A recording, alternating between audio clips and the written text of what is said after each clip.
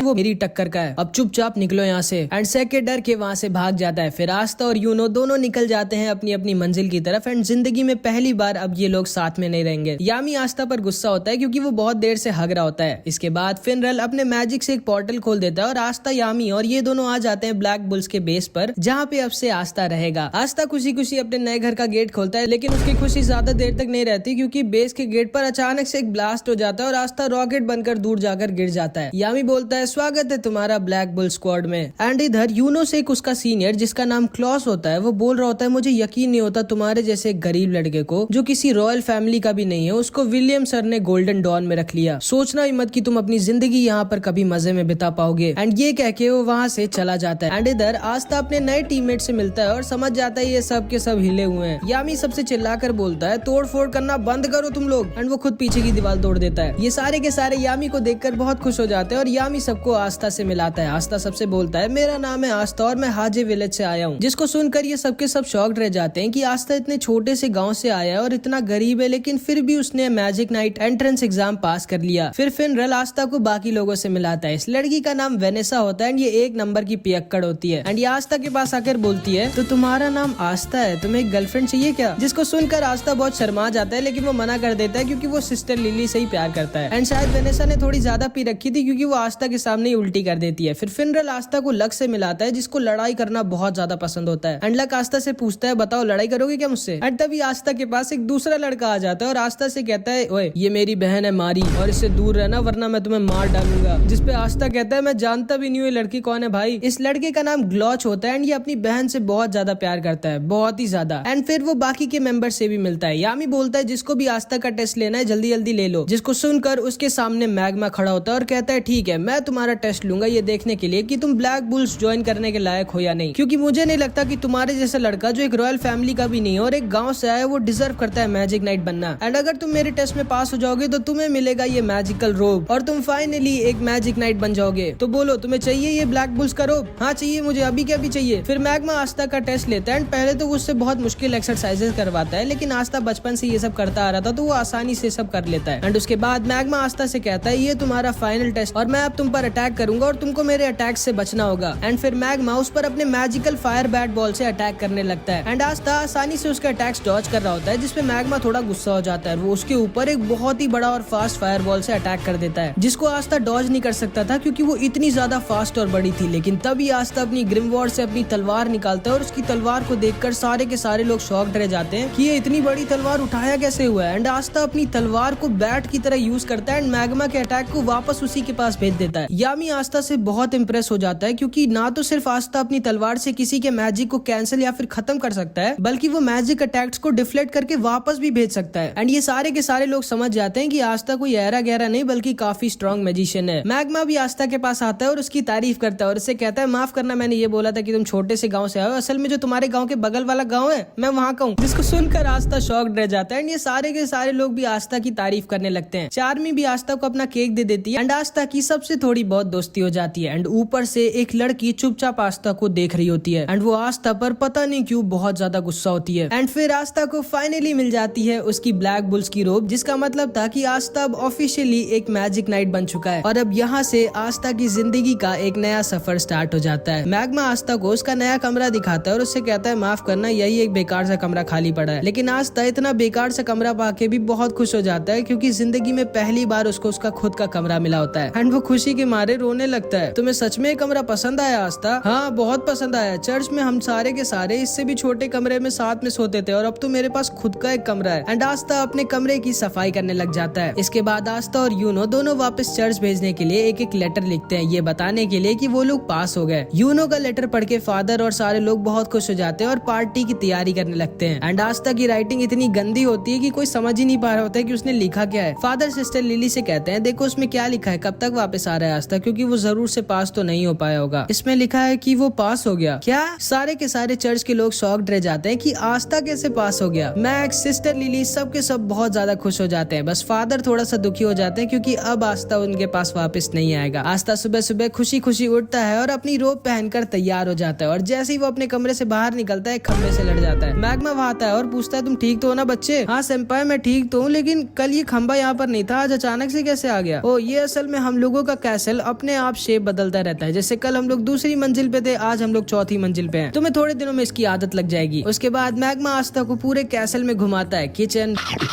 Bathroom, लड़कियों का bedroom जहाँ पे वो लोग नहीं जा सकते थे, और यामी के पेट्स के पास जो कि बेसमेंट में लॉक होते हैं। मैग्मा बोलता है ठीक है आस्था, आज तक इन सब की देखभाल मैं करता था और मुझे बहुत दुख के साथ कहना पड़ रहा है कि आज से तुम इन लोगों की देखभाल करोगे और इनका अच्छे से ख्याल रखना, क्योंकि यामी सर छोड़ेंगे नहीं तुमको अगर इनको कुछ भी हुआ तो। एंड आस्था यामी के पेट्स को खाना खिलाने के लिए आगे बढ़ता है, लेकिन ये पेट्स खाने को नहीं आस्था को खाना चाहते थे। वो दोनों वहाँ से भाग जाते हैं और हॉल में रेस लगाने लगते हैं, लेकिन तभी उनके सामने वही लड़की आ जाती है जो कल आस्था को ऊपर से देख रही होती है। एंड ये लड़की कोई और नहीं बल्कि नोएल होती है। एंड यामी ने आस्था के साथ इसको भी अपनी स्क्वाड में लिया होता है। मैग्मा बोलता है आस्था, इसने भी तुम्हारी तरह कल ही ब्लैक बुल्स ज्वाइन किया है। आस्था आगे बढ़ता है और नोएल से हैंडशेक करने के लिए अपना हाथ आगे बढ़ाता है, लेकिन नोएल उससे हाथ नहीं मिलाती और बोलती है किसने तुम्हें परमिशन दी मुझसे बात करने की गरीब कीड़े, जिसको सुनकर आस्था गुस्सा हो जाता है। फिर ये लड़की बोलती है मैं हूँ नोएल सिल्वा, रॉयल फैमिली की। एंड नोएल सिल्वर फैमिली की होती है जिसका ये कैप्टन भी था, और इनकी रॉयल फैमिली पूरे किंगडम में नंबर 2 पर आती है विलियम की फैमिली के बाद। आस्था गुस्से से बोलता है कीड़ा किसको बोल रही हो तुम, यहाँ पर तुम कोई रॉयल नहीं हो, तुम भी मेरी तरह एक ब्लैक बुल्स की मेंबर हो और हम दोनों टीममेट्स हैं। नोएल आस्था पर गुस्सा हो जाती है और वो उसके ऊपर एक मैजिकल अटैक कर देती है, बट नोएल का निशाना इतना खराब होता है कि उसका अटैक जाकर मैग्मा को लग जाता है। मैग्मा उठता है और बोलता है मुझे क्यों मारा, मैं तो कुछ बोल भी नहीं रहा था। जिसपे नोएल बोलती है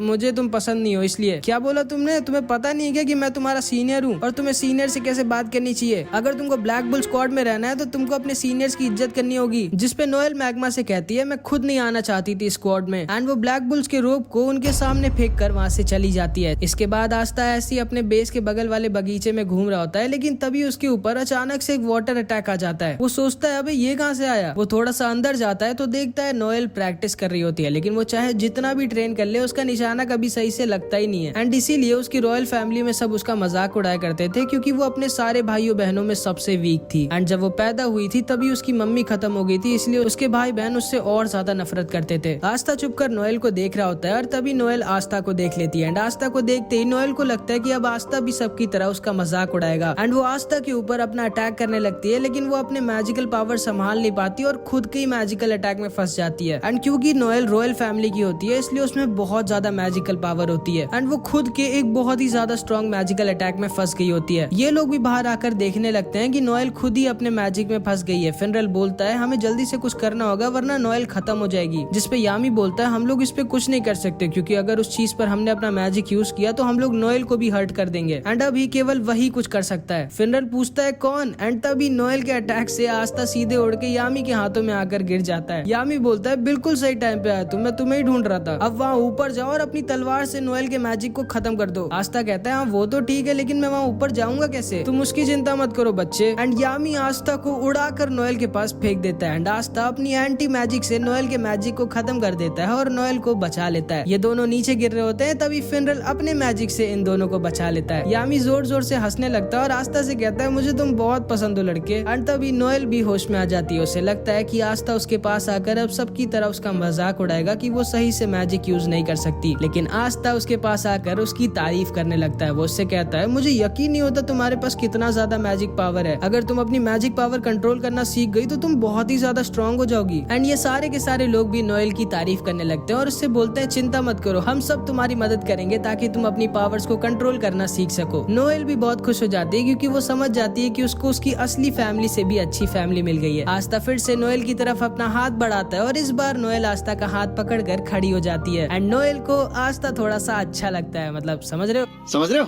एंड वहीं पर दूसरी तरफ यूनो का सीनियर क्लॉस यूनो को बहुत ज्यादा परेशान कर रहा होता है और उसके साथ बिल्कुल भी अच्छे से पेश नहीं आ रहा होता। एंड पता नहीं क्यों ये यूनो से इतनी ज्यादा नफरत करता है, लेकिन शायद इसको पता नहीं है कि इसके साथ आगे क्या होने वाला है, जो कि हम नेक्स्ट पार्ट में देखेंगे। एंड अगला पार्ट बहुत ही ज्यादा तगड़ा होगा तो उसको मिस मत करना। एंड मैं अगला पार्ट तब अपलोड करूंगा जब इस वीडियो पे 100 कमेंट्स आ जाएंगे, तो कुछ भी कमेंट जरूर से